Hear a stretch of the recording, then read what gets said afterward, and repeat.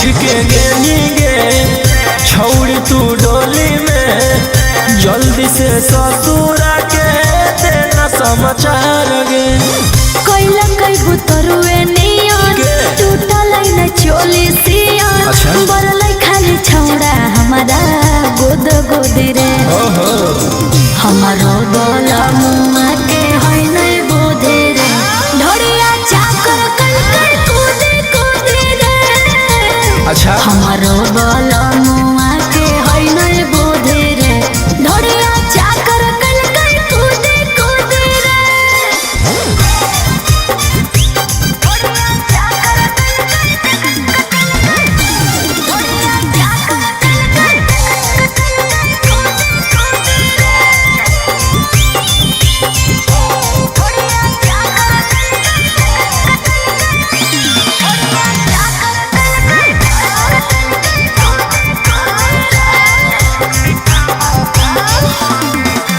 बजाना ढोल बजाना तासे मेरी जवानी के। कैसे झेलनी छौड़ी इतना बड़ परेशानी के। हे रे बजाना ढोल बजाना तासे मेरी जवानी के। कैसे झेलनी छौड़ी इतना बड़ परेशानी के। सोचल में सपना पुरलै छौड़ा रे जिया न जुरलै। जियो ही आई हमारो जा घोटे घोटे रे। हमारो करे जाऊ के है नै बोधे रे।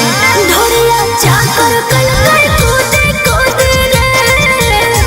हमारो करे जाऊ के है नै बोधे रे। ढोड़िया चाकर कल कर कूदे कूदे रे।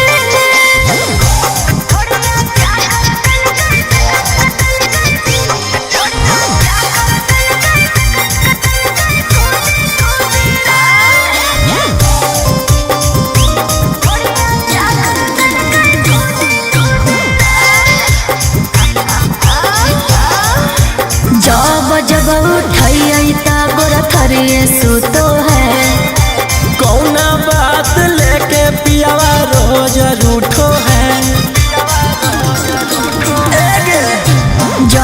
जब उठाई ता गोरा थरिए सुतो है।